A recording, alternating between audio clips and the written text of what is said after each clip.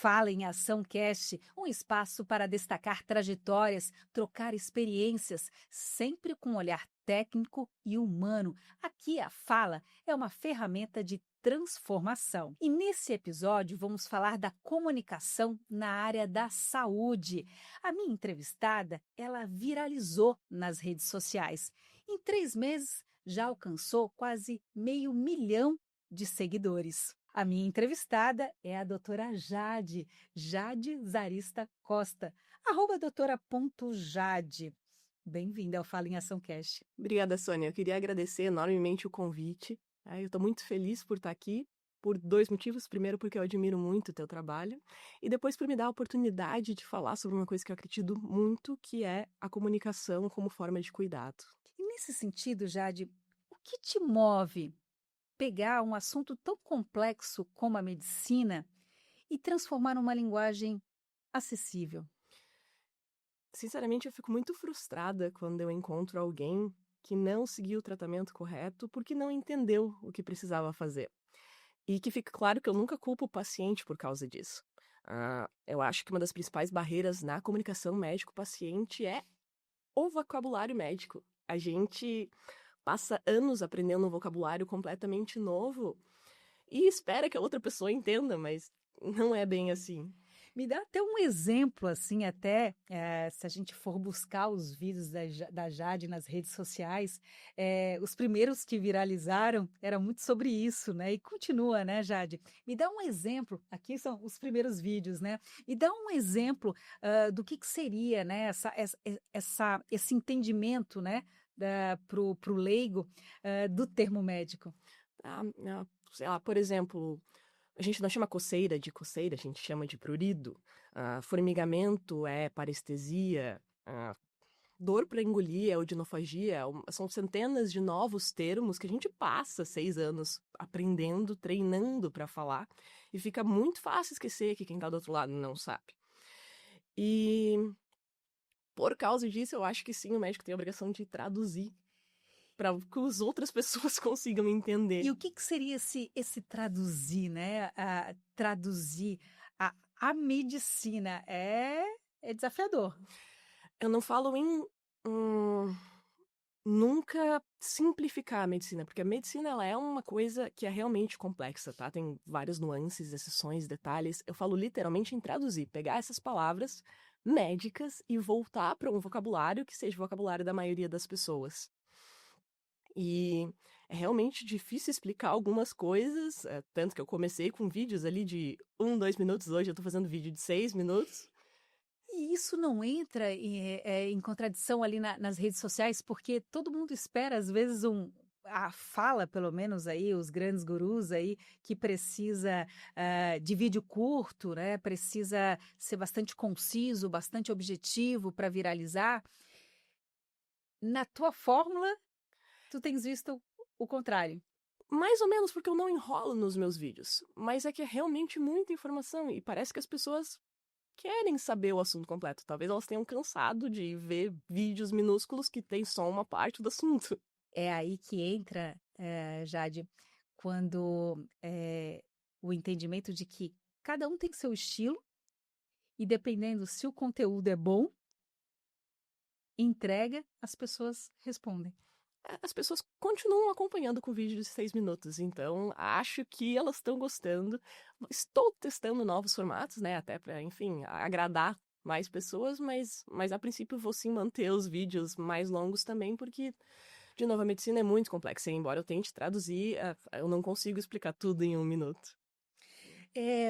E aí, quando a gente fala dessa comunicação, em traduzir a comunicação, eu observo, e aí, como uma técnica de quando está olhando a comunicação, que tu usas muitas analogias Uhum. para explicar nos teus vídeos, o que é um recurso extremamente importante, seja para vídeo, seja numa fala em público, ele faz com que as pessoas ilustrem, com que as pessoas consigam se aproximar daquilo que está sendo falado, né?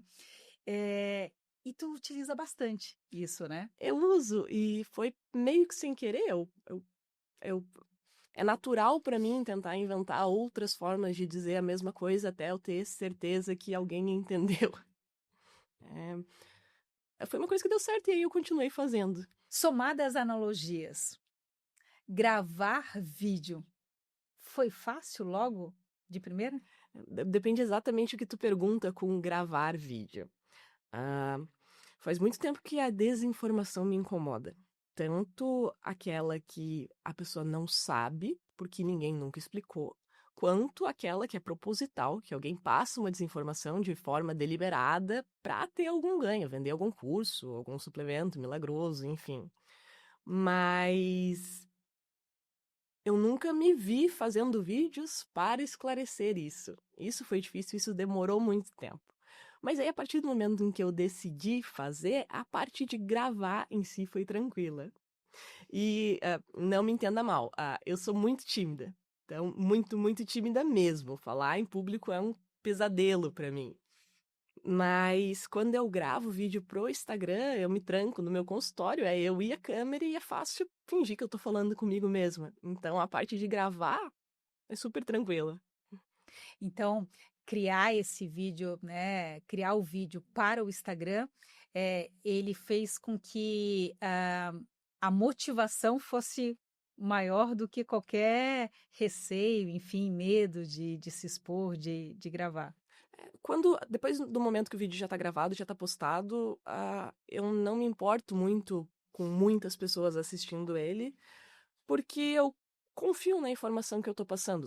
É uma informação que eu estudei anos para passar, que tá baseada na melhor evidência científica atual, e é óbvio que sempre vai ter alguém criticando por qualquer motivo que seja, mas eu confio no que eu tô falando, então eu não me importo que as pessoas vejam. Eu fico feliz que elas vejam, porque elas conseguem aprender coisas que às vezes elas não tiveram oportunidade antes. E é muito interessante essa fala da Jade, porque aí o propósito moveu tudo, né? Falas que és tímida, mas quando tá ali na sala gravando o vídeo, acaba que tu deixas isso de lado, de certa forma, né? Porque tem um propósito maior, que é levar a informação, Uhum. né? Traduzir essa informação da medicina. E aí, Jade, até eu faço um parênteses aqui, porque muitas pessoas às vezes falam assim, grava vídeo, então fala bem em público, né? Fala né, com uma plateia grande, e realmente são habilidades diferentes. Todas são treináveis, mas são habilidades diferentes, porque quando a gente fala em público, a gente já tem a resposta do outro. Quando a gente está falando com uma câmera, ela está ali, né? A gente está num ambiente controlado. Uhum. Então, são situações diferentes que a gente não precisa se cobrar. Eu tenho que ser boa em todas. Não, eu posso ser boa em todas, mas são etapas, são momentos. Até esse momento aqui da entrevista em si é diferente também, né, Sim, Jade? a minha mão tá suando, eu estou morrendo, mas eu tô aqui, porque, né, até ajuda a me desafiar e a aprender. Né? Porque assim, a gente tem câmeras aqui, a gente tem, né, várias luzes, então são situações diferentes. Eu te interpelando aqui a todo momento. Não, eu não tenho. Quando eu tô gravando os vídeos pra internet, eu abro ali, sei lá, o meu resumo da faculdade, estudo pra ver se tudo continua certo e eu falo aquilo. Aqui tu fala e aí eu tenho que pensar em outra coisa, e aí já fica um pouco mais complicado, mas é uma habilidade. Acho que a gente vai conseguir desenvolver ao longo do tempo. Bom, e pegando toda essa questão que tu falaste, Jade, primeiro, né, de ter aquela confiança no que tu estás falando, né, que é tudo resultado de anos de estudo. E, ao mesmo tempo, o que eu havia destacado, que é de tu gravares ali num ambiente controlado, né? Mas, diferente de uma plateia que a gente tem a resposta na hora, na rede social a gente grava, posta, a gente pode até sair correndo, como muita gente fala, mas o fato é que vai ter um retorno ali Uhum. de curtição ou não, de comentário, e no teu caso tem muito compartilhamento e muito comentário. Esses comentários de alguma forma, né? É claro que a maioria são positivos, mas se tem alguma coisa, como é que é lidar com o discordar? Como é que lidar com outras opiniões? Queria que tu falasses um pouquinho dessa experiência. Tá. Eu acho que depende muito de por que as pessoas estão discordando do que eu tô falando. Se a pessoa ela tá discordando porque ela não entendeu, eu vou explicar de novo 2, 3, 4, 5, 10 vezes, eu não me importo. Porque às vezes para entender alguma coisa um pouco mais complexa, tu precisa ter uma bagagem que nem todo mundo tem. Então, é natural que algumas coisas sejam mais difíceis de entender. E crítica baseada em evidência, eu adoro, porque é óbvio que eu posso errar, eu sou um ser humano, eu posso errar a palavra, eu posso ler errado, eu posso ter interpretado errado, se alguém me corrigir, e já aconteceu em alguns vídeos, já troquei nome de remédio, eu acho lindo, obrigada por me corrigirem, né? E aí eu vou ali na legenda e faço um disclaimer.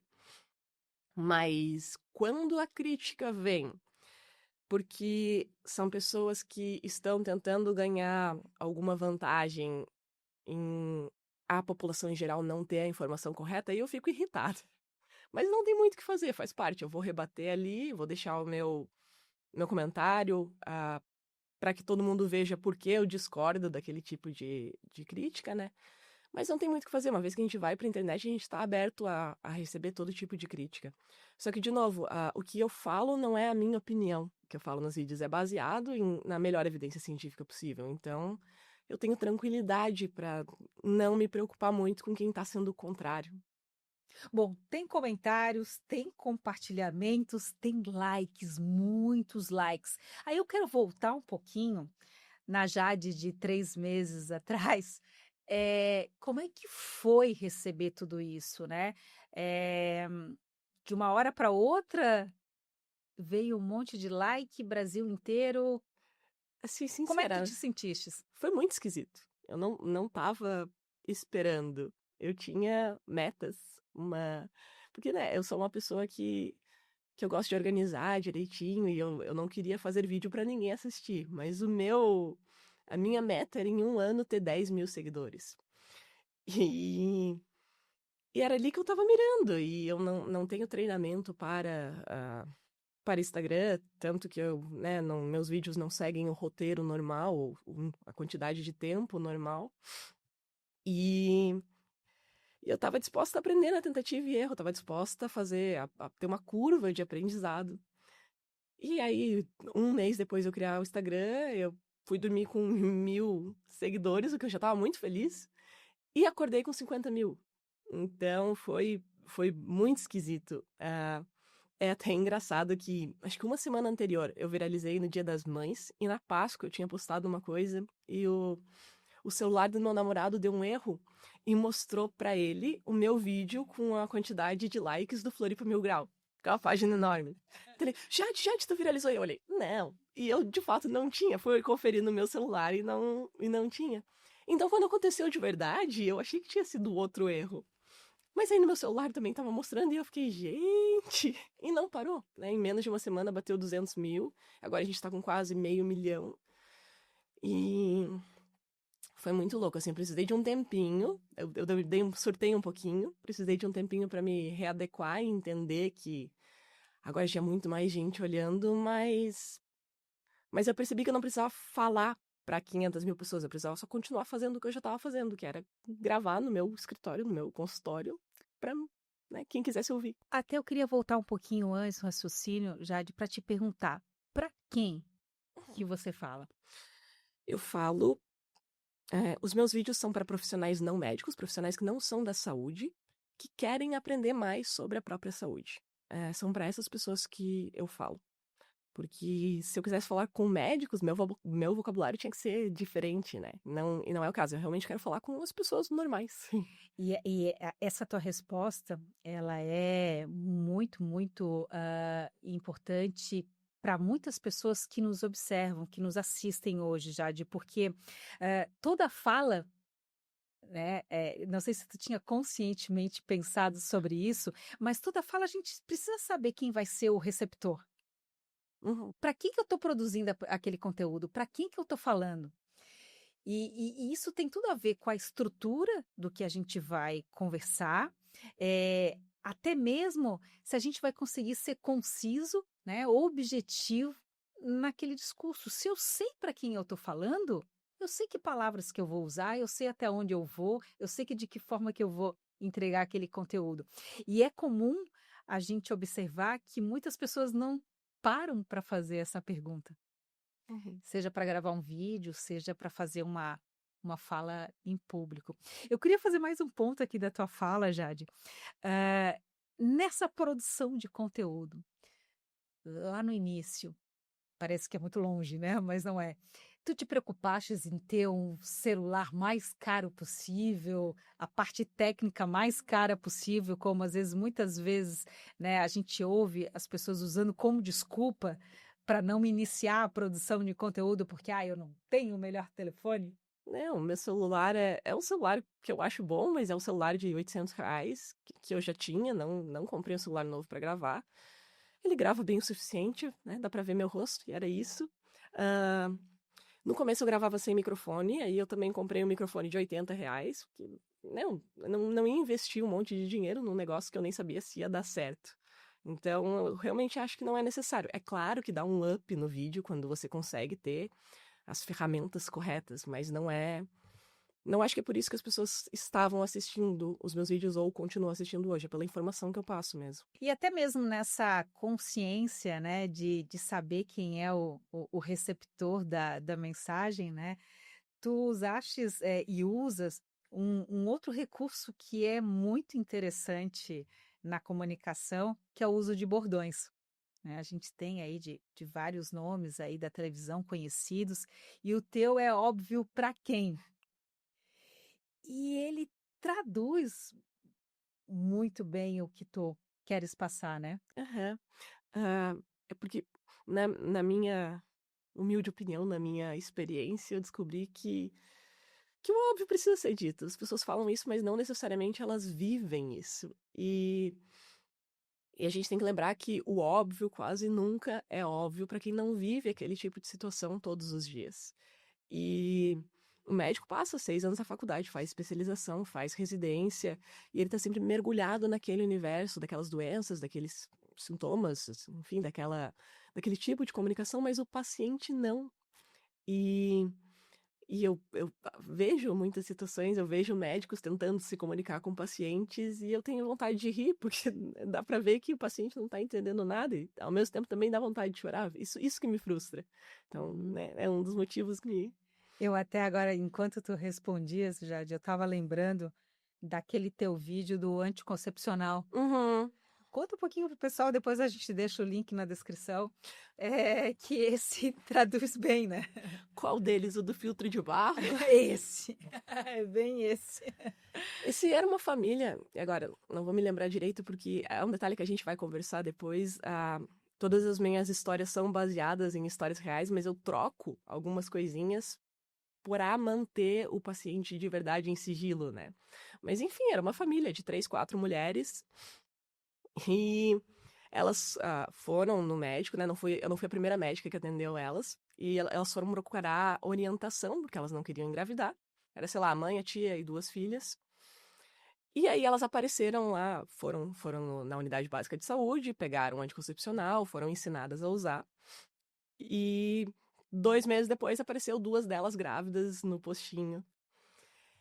E aí foram descobrir que, em vez de cada uma tomar o remédio todo dia, bem bonitinho, elas estavam diluindo os remédios no filtro de barro e aí tomando água, porque assim ninguém ia esquecer de tomar um remédio um dia e ninguém ia ficar descoberto. Só que aí não funciona, né? Então, esse é o tipo de coisa que falta, às vezes, explicar.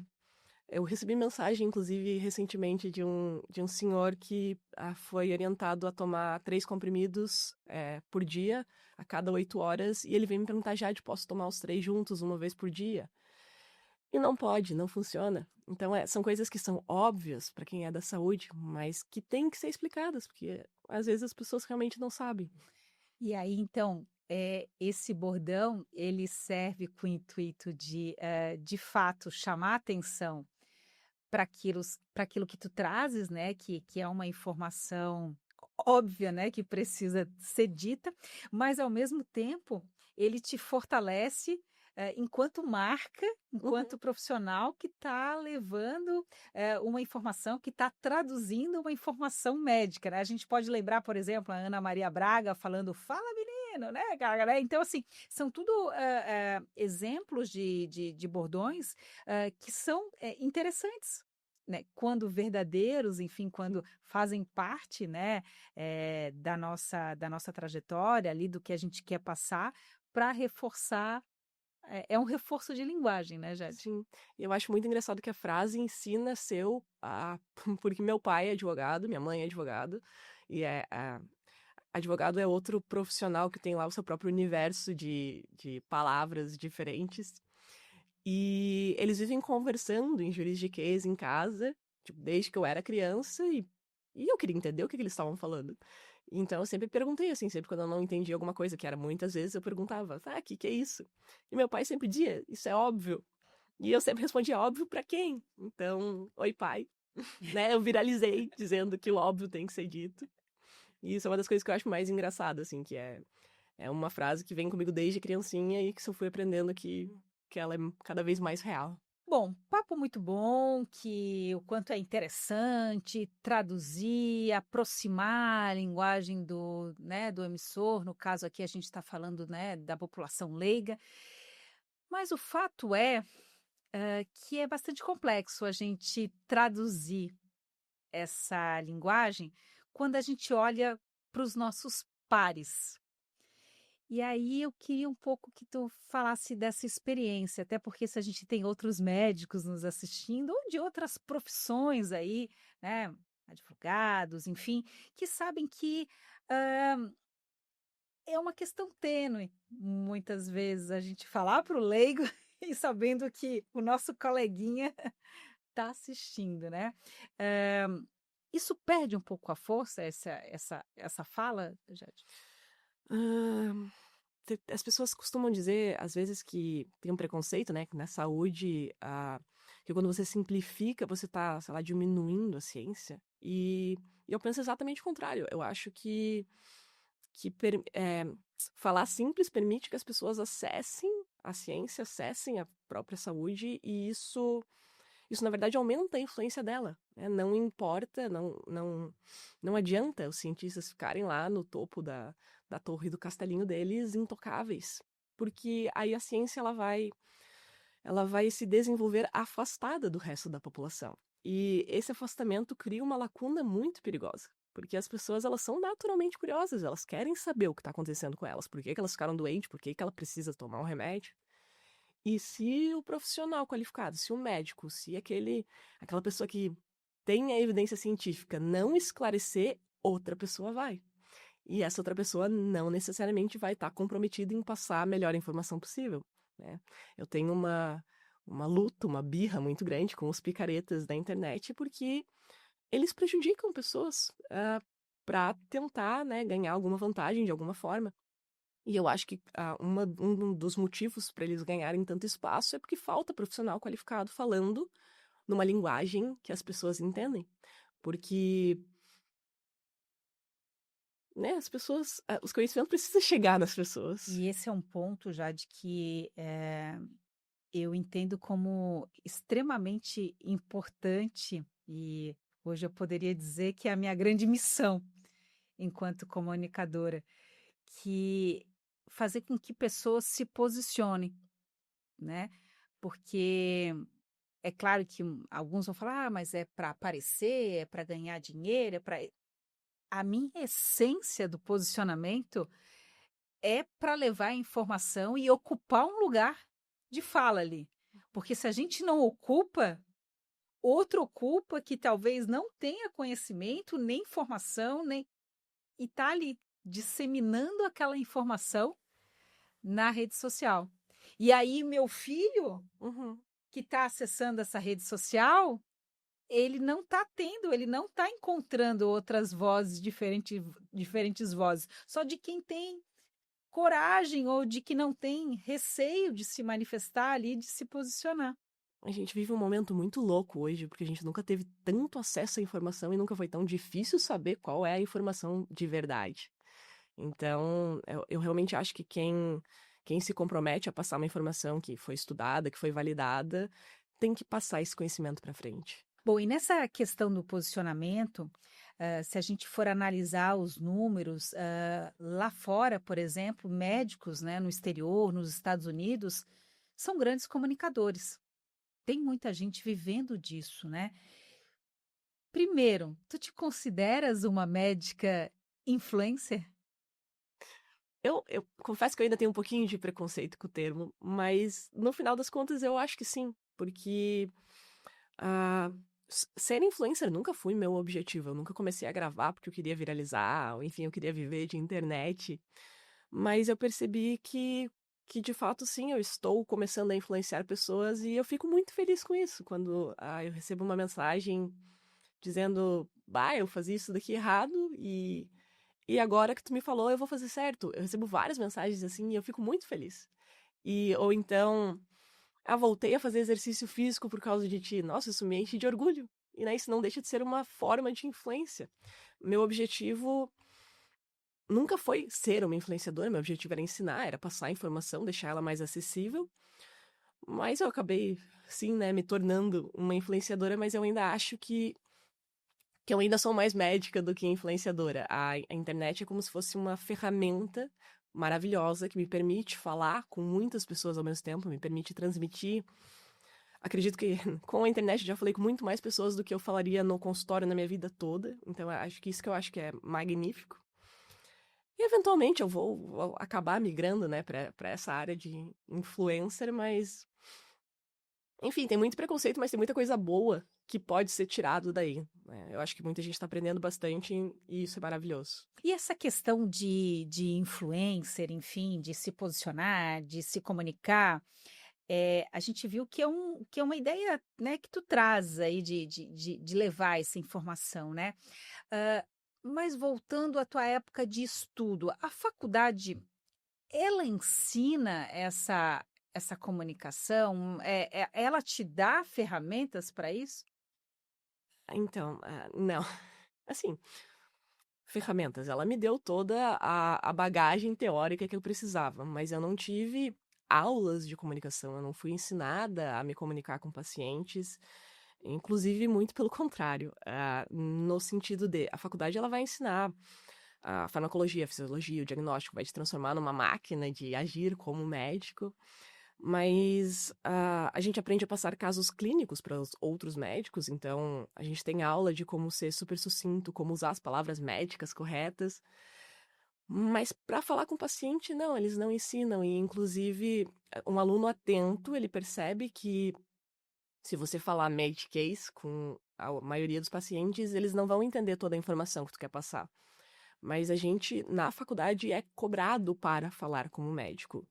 E enfim, eu acredito que é inclusive um grande erro. Eu faço questão de dizer que tive professores maravilhosos, a maioria inclusive, mas eu já levei muita bronca por facilitar a comunicação para o paciente, porque tive muitos preceptores que vinham dizer que eu tenho que falar como médica, que eu sou médica, que eu não posso esquecer os anos de formação e acho que isso cria uma barreira, né? Eu já vi colegas meus sendo levando bronca por isso também, né? E acho que a maioria das pessoas simplesmente aceita e começa a usar os termos médicos porque encontra menos resistência. A diferença é que eu não aceitei. Continuei falando normal. E não é que eu não sei falar em termos médicos, né? Eu tenho, enfim, tenho vários trabalhos científicos publicados em revista nacional e internacional de renome, tenho apresentação de trabalhos em congressos mundiais, mas eu não quero que o paciente saia da minha consulta, ou enfim, agora saia dos meus vídeos dizendo, nossa, como ela é inteligente. Eu quero que ele saia entendendo o que eu queria falar. E eu acho que isso faz toda a diferença. Então, eu acho que é uma lacuna que dá para ser preenchida também na faculdade, dá para ensinar um pouquinho melhor que na verdade você precisa saber muito para traduzir uma coisa. Então tu não tá emburrecendo, muito pelo contrário. Sabe que é curioso, né, como todas as profissões acabam quando tu falas isso, Jade. Eu lembro, eu fui durante muitos anos repórter de TV, e aí tinha uma rixa, né, de repórter de TV e repórter de jornal, tal, né, e dizia que o repórter de TV é que queria aparecer e não precisava saber muito, porque uma matéria para um telejornal é 1 minuto e meio, 2 ali de fala, né.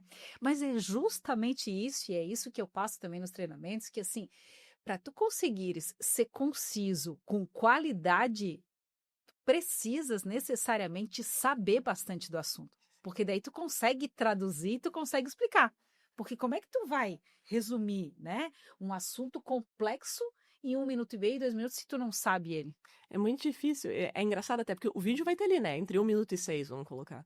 Mas são anos de estudo, são horas de roteiro, são mais alguns minutos gravando, algumas horas editando pra tu ter aquele vídeo final. Então é um trabalho que é realmente muito trabalhoso, não é fácil só porque as palavras são simples. Até seria muito mais fácil vir aqui e falar Medicaid, né? Mas pensar, elaborar tudo é um pouco mais difícil, mas eu acho que é necessário. Bom, e o fato, de ser conciso, de traduzir tudo isso, eu imagino que dentro, desse teu objetivo macro, né, de estar levando a informação, de estar ocupando um espaço, traduzir isso em números. Porque a própria dados que tu citas, né, da OMS, da Organização Mundial de Saúde, mostra que o paciente nem sempre está entendendo, nem sempre, de fato consegue, ir para casa e continuar esse tratamento. Eu acho chocante, né, o dado da OMS de que só metade das pessoas que procuram atendimento médico de fato seguem o atendimento médico. Esse foi até um dos meus primeiros vídeos que eu brinco que médico não é Jesus Cristo, não adianta só ir no consultório e olhar pra nossa cara, tem que seguir o Esse tratamento. vídeo é ótimo também, gente.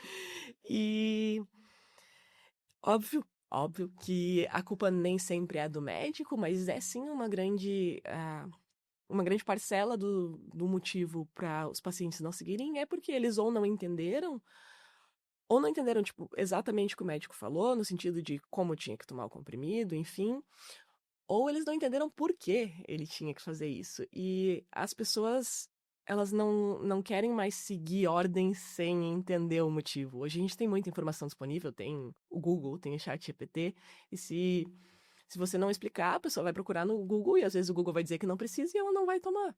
E a gente vê isso acontecendo. Então, eu não posso obrigar um paciente a fazer o tratamento. Mas eu acho que é meu dever e uma coisa que eu posso fazer é dar para ele todas as informações necessárias, todas as ferramentas para ele decidir, né, por ele mesmo que fazer o tratamento é a melhor opção para ele.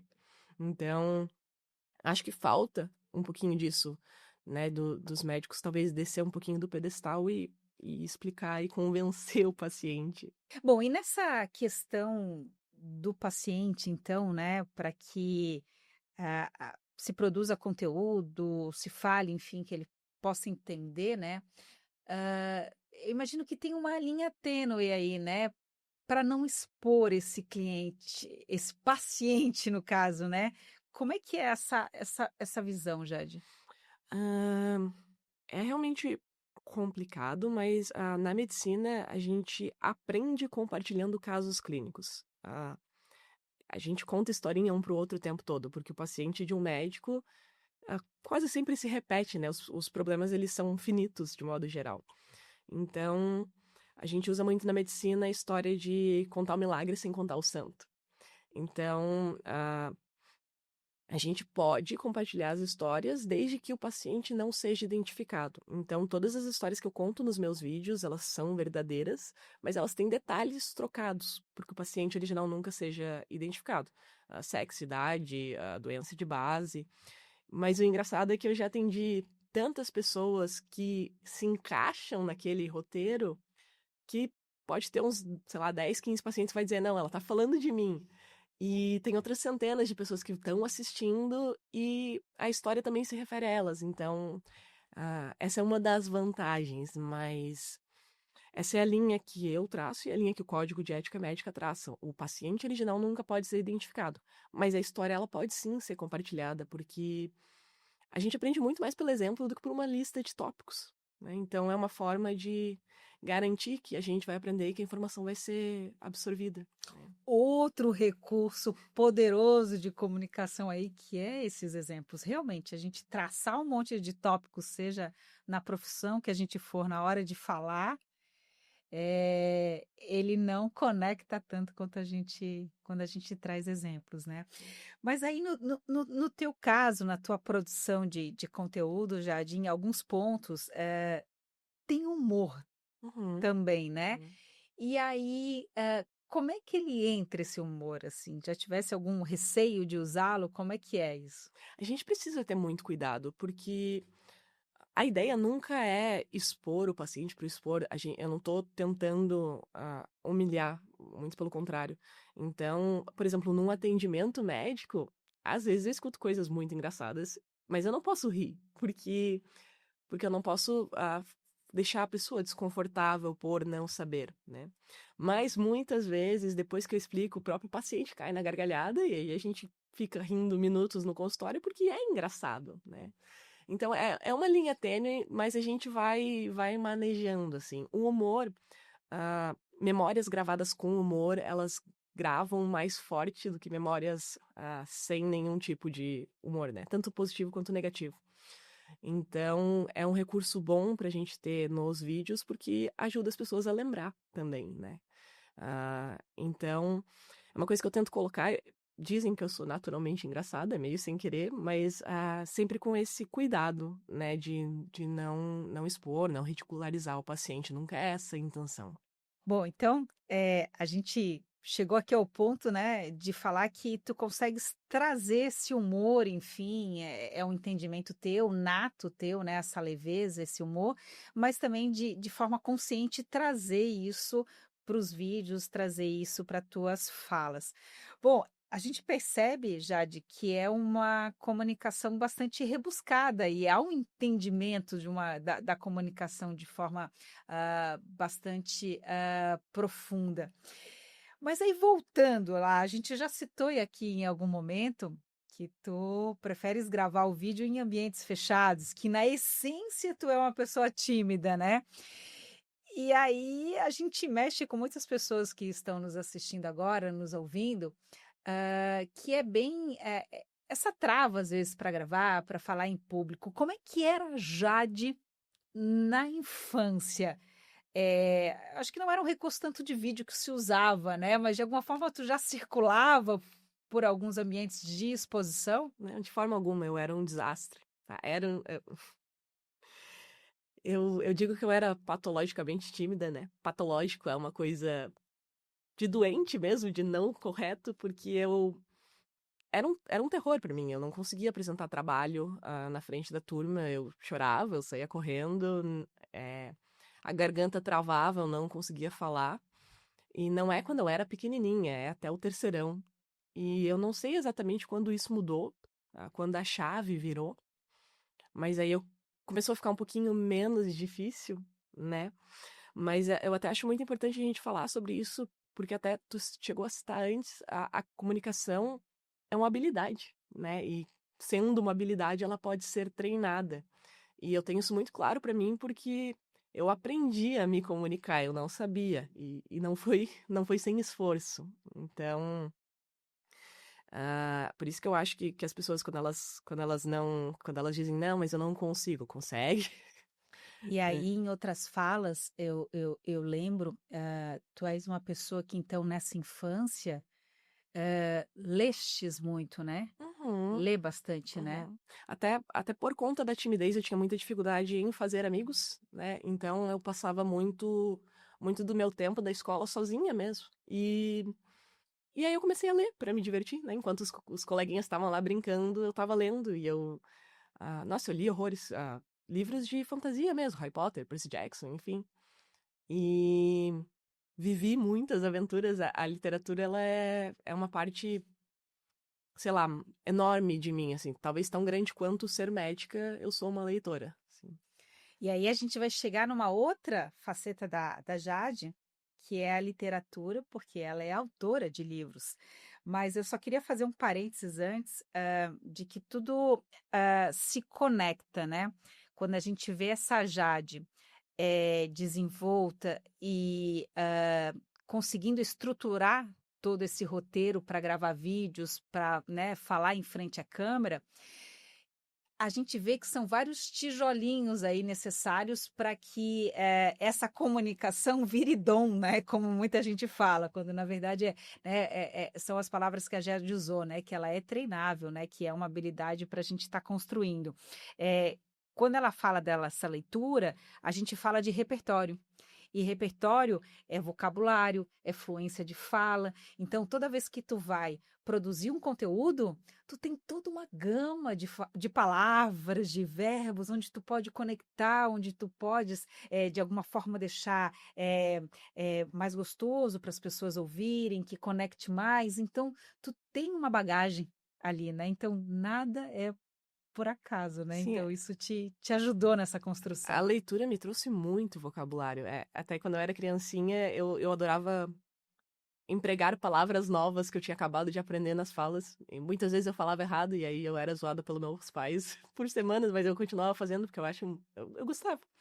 E enquanto a leitura me trouxe vocabulário, a parte de ser escritora me trouxe um conceito de aprender a pensar em ritmo, a pensar em como eu. Será que o leitor vai ler isso daqui exatamente da forma como eu tô pensando? Então eu tô o tempo todo na minha mente rearranjando a Então, deixa eu frase. manchetar aqui. Então, assim, a gente tem a autora de livros, Jade, que ela já tem um livro chamado Prelúdio de Sangue, ah, à venda aí, né? Já estamos, né, com vários leitores. A gente já tem, bom, eu quero que ela explique essa trilogia, mas a gente já tem um segundo livro também, que daí faz essa relação aí, da literatura com a medicina.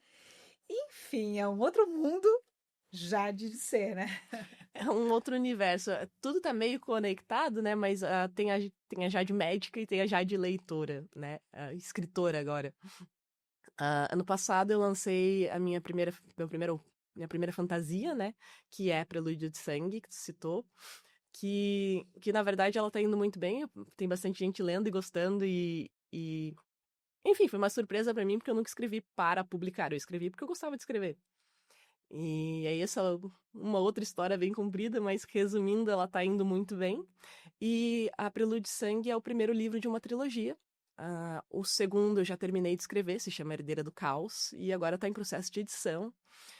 E paralelo a esse projeto, a esse universo de fantasia, eu tenho um outro livro que se chama Plantões, Paixões e Outros Desastres, que vai ser publicado pela editora Rocco no ano que vem, ali provavelmente em abril, maio, que é uma comédia romântica e ele é baseado no meu tempo de internato, então tá muito engraçado, tá muito divertido, eu tô bem empolgada pra lançar, porque eu acho que o pessoal que me acompanha no Instagram médico, os que gostam da Jade médica, gostam do humor médico, vão se divertir bastante com esse livro.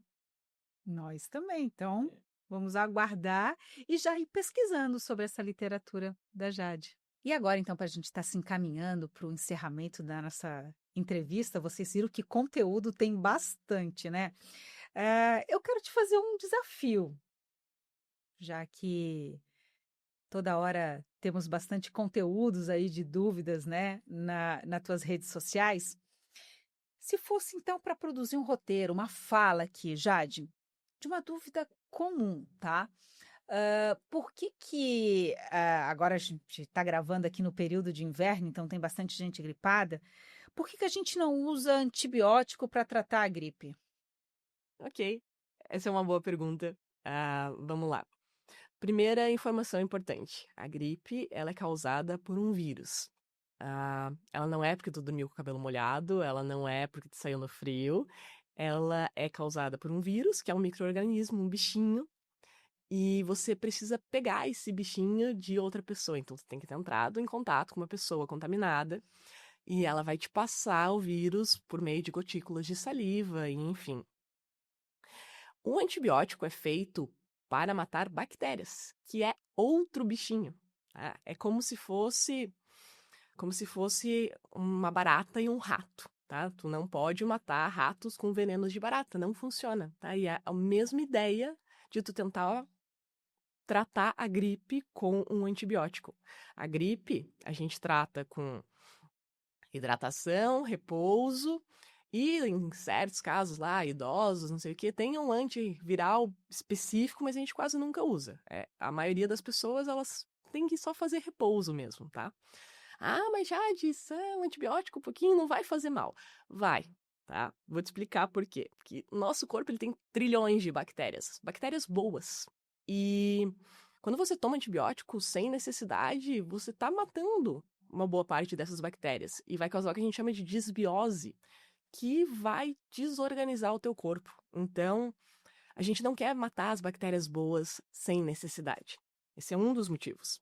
Outro é que todo remédio tem possíveis efeitos colaterais, possíveis efeitos tóxicos. Então, se você tomar um antibiótico, você está se expondo ao risco sem a necessidade, porque, de novo, ele não vai ter um efeito terapêutico, ele não vai tratar a tua gripe. E, por último, toda vez que tu usa um antibiótico sem necessidade, de forma não exatamente correta, você está predispondo à piora da resistência bacteriana, né? Resistência bacteriana mesmo, quando... como é que ela funciona? Você vai usar uma dose de antibiótico menor do que seria necessário para matar uma certa bactéria. São várias bactérias, centenas de bactérias, e você vai matar 99,9%. Uma delas não vai morrer. Essa bactéria é resistente. E aí, depois, essa bactéria vai se reproduzir, e quando você tentar usar o mesmo antibiótico de novo, não vai funcionar. Então, toda vez que tu toma antibiótico sem necessidade, você está aumentando a resistência bacteriana. E não é uma bactéria que vai ficar só em você. Lembra? É um bichinho, é transmissível. Então, você pode passar para as pessoas. E a gente tem, né, vários antibióticos que simplesmente não funcionam mais, porque as pessoas tinham gripe e iam na farmácia da esquina e compravam antibióticos sem receita. Então, gripe a gente trata com repouso e hidratação, e é isso, né? O antibiótico a gente guarda para quando a gente tem uma bactéria que precisa morrer com um antibiótico. Acho que é isso. Perfeito. A gente teve aí uma aula, né, que a gente conversou aí no decorrer desse podcast sobre a fala em ação mesmo, né? Usando recursos aí de forma concisa, dando exemplos, analogias, enfim, são vários recursos aí que fazem com que a gente entenda a mensagem e se aproxime disso, né? E, e ainda, com tudo isso, né, da forma como tu explicou esse roteiro, Jade, a gente volta em alguns pontos na nossa conversa, né? O de falar fácil, o que às vezes é uma linha tênue, né, para quem é o colega da área. E aí, juntando tudo isso, para a gente encerrar, Jade, o que tu falarias para os teus colegas, para os teus pares, né? Que talvez ainda tenham algum tipo de receio, ou enfim, dúvidas, enfim, para se posicionar ali, né? Eu costumo dizer que quando eu era pequena, Jade, a lista telefônica era onde a gente tinha referência para ligar para as pessoas, né? Hoje a rede social, hoje a gente está marcando território, né? Em alguns canais, claro, dependendo o nicho de cada um, a área de cada um, é extremamente importante para que a gente possa ser lembrado. Uhum. É claro que a gente está falando aqui de uma lembrança com autoridade, que é o teu caso, né? Que são vídeos educativos, que são vídeos que passam a essência do que tu faz, né? Mas qual é o recado que tu passa para os teus colegas diante dessa experiência que tu tens, não só de carreira na medicina, mas esses 3 meses aí que são riquíssimos de tudo que tu estás vivendo, né? Qual é o recado? Então, comecem, né? Comecem a trazer informação de qualidade para as pessoas. A gente tem essa lacuna, a gente tem essa necessidade de profissionais qualificados, de profissionais sérios, né? Profissionais que... Não sérios de sério, né? Mas sério de que têm conteúdo, de que se importam com a evidência científica. A internet precisa de pessoas passando a informação correta. E se você for esperar as críticas não virem, você nunca vai começar, porque elas sempre vão estar ali. E eu não tô dizendo que críticas são tranquilas, não tô dizendo que é fácil ser criticado, eu não acho, pelo menos, mas chega um momento que a gente tem que abstrair e pensar o que que é mais importante, né? Eu não quero ser criticado ou eu quero ajudar as pessoas, né, levando informação. Então, eu acho que uma coisa importante para o profissional que quer ir para a internet é pensar para quem ele quer falar, né? Então, se ele falar como um médico, ele vai estar conversando com outros médicos, então pessoas que não médicas provavelmente não vão entender boa parte, não vão seguir, não vão engajar, enfim. Então, fale como uma pessoa normal e fale com as pessoas, né? Venha, comece, porque tá precisando. A gente tá precisando de profissionais qualificados na internet. Ocupar espaço, né? Senão outros ocupam. Jade, eu queria agradecer muito a tua presença aqui. É uma satisfação enorme te ter aqui. A gente sempre busca assim referências de comunicação e se atualizar também, né, em relação a tudo que está tendo respaldo na sociedade. E tu é uma voz que está ecoando bastante, e que me causa muita alegria de ver um conteúdo de qualidade. Com um posicionamento, porque a gente falou aqui, né? Muitas vezes a gente tem conhecimento na área, a gente tem autoridade e tal, mas hoje, além da autoridade, a gente precisa da reputação, que é a percepção de valor das pessoas, né? A percepção, a reputação é aquilo que as pessoas falam da gente quando a gente não está na sala.